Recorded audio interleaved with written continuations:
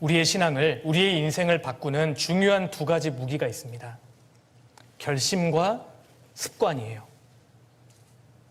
결심과 습관, 이 두 가지가 없이는 어느 누구도 신앙에서 승리할 수 없는 겁니다. 한 번에 뜨거워지는 것이 결코 중요한 게 아닙니다. 습관을 만들어야 합니다. 제가 잠깐 설명해 드릴게요. 신앙을 바꾸는, 인생을 바꾸는 첫 번째는 결심입니다. 내 마음이 확정되고 확정되었사오니 그 말씀대로 굳은 결심이 필요합니다. 신앙의 항목들을 내가 정말 해나가겠다라는 굳은 결심이 필요하고, 그런데 신앙은 결심만으로 되는 것은 아니죠. 결심한 대로 신앙의 항목들이 내 몸에 배도록 훈련해야 돼요. 반복해야 합니다. 차이는요, 횟수에 있습니다. 차이를 만들어내는 것은 횟수입니다. 다른 게 아니에요. 그래서 매일 그 말씀을 읽기로 결심했다면 그걸 꾸준히 반복하는 것이 필요합니다. 정도는 없어요.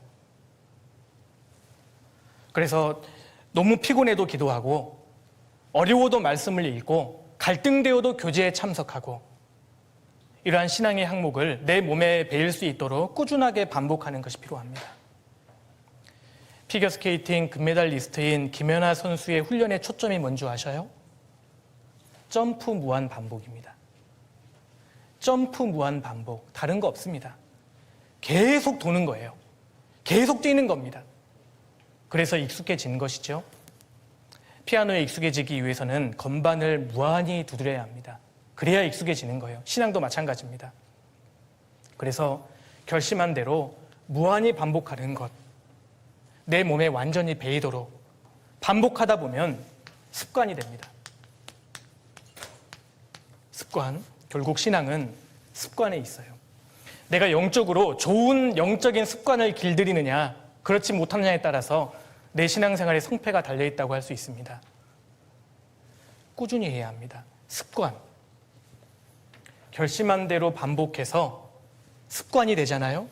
그럼 어떻게 되는 줄 아세요? 그 다음부터는 맛을 알아요. 이때부터는 맛을 느낍니다. 말씀이 얼마나 단지, 말씀의 꿀맛도 알게 되고요.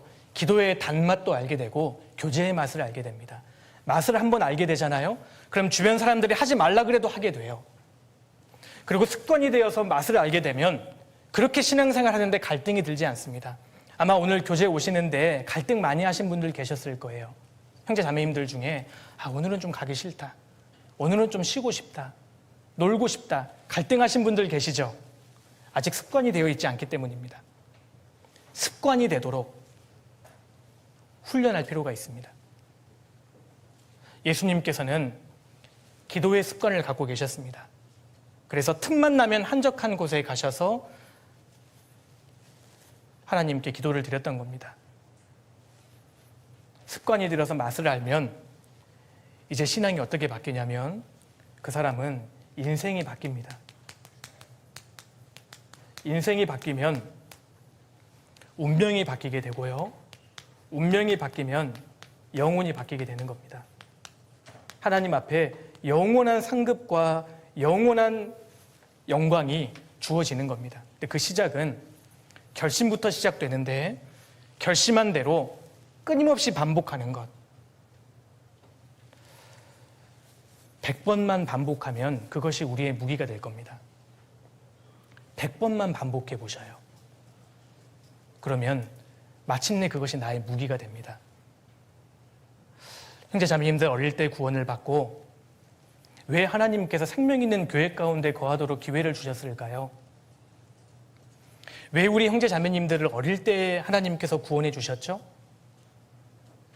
그냥 이 가정에 태어나서 부모님 따라오다 보니까 나도 모르게 교회에 왔다, 그렇게 생각하십니까?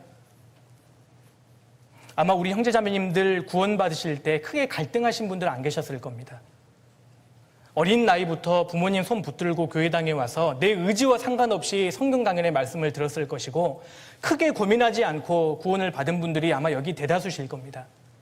왜 하나님께서 내게 그런 기회를 주셨죠? 많고 많은 사람들 중에 왜 하필이면 나를 한국에 태어나게 하셔서 그 가정에 태어나게 해서 그 사람을 만나게 하셔서 나를 어린 나이에 구원해 주셨을까요? 이유는 간단합니다. 많이 쓰시려고, 크게 쓰시려고 우리를 어릴 때 구원해 주신 겁니다. 우리를 작게 쓰시려고 했다면 40대, 50대의 아줌마, 아저씨 되었을 때 구원해 주셔도 됐잖아요. 그런데 왜 이렇게 어린 나이에 하나님이 나를 구원해 주셨습니까? 그리고 왜 매주 생명의 말씀을 공급받게 하시고 내 잘못을 하나님께서 때로는 책망하시고 바른 길로 인도해 가시는 거죠? 크게 사용하시려고요. 여기 계신 형제 자매님들을 향한 하나님의 계획은 우리가 가늠하지 못합니다. 마지막 시대에 얼마나 귀하게 사용하시려고 우리를 어릴 때부터 구원해 주시고 매주 하나님의 말씀으로 교훈해 주시겠어요? 형제 자매님들께서 그것을 알아야 합니다. 하나님이 나를 사용하시려고 합니다. 그렇다면 어린 나이에 영적으로 습관을 들이는 것은 내 책임이에요. 하나님도 형제 자매님들을 많이 사용하시기 위해 어린 나이에 불러주셨고 동시에 누구도 알고 있는 줄 아세요? 마귀도 이 사실을 알고 있습니다. 그래서 어린 나이에 구원받은 형제 자매님들을 마귀가 얼마나 공격하는지 모릅니다. 어린 나이부터 하나님 말씀에 불순종하는 습관을 들이게 만드는 겁니다. 그래서 아마 여기 계신 형제 자매님들 가운데에도 하나님 말씀 불순종하는 것이 습관화되어 있는 분들이 계실 수 있어요. 마귀에게 엄청 많이 당한 겁니다. 나만의 약점 한두 가지씩은 가지고 계실걸요? 주변 사람들에게 아무도 이야기하지 못하는 나만의 약점들이 있을 수 있습니다. 부끄러운 죄가 있을 수 있습니다. 그걸 버리기를 결심하셔야 돼요. 그걸 버리지 않으면 하나님 앞에 내 마음은 뜨거워지지 않습니다. 하나님이 내게 아무리 좋은 것을 주시려고 해도 내 죄가 그것을 막고 있는 겁니다. 결심하셔야 됩니다.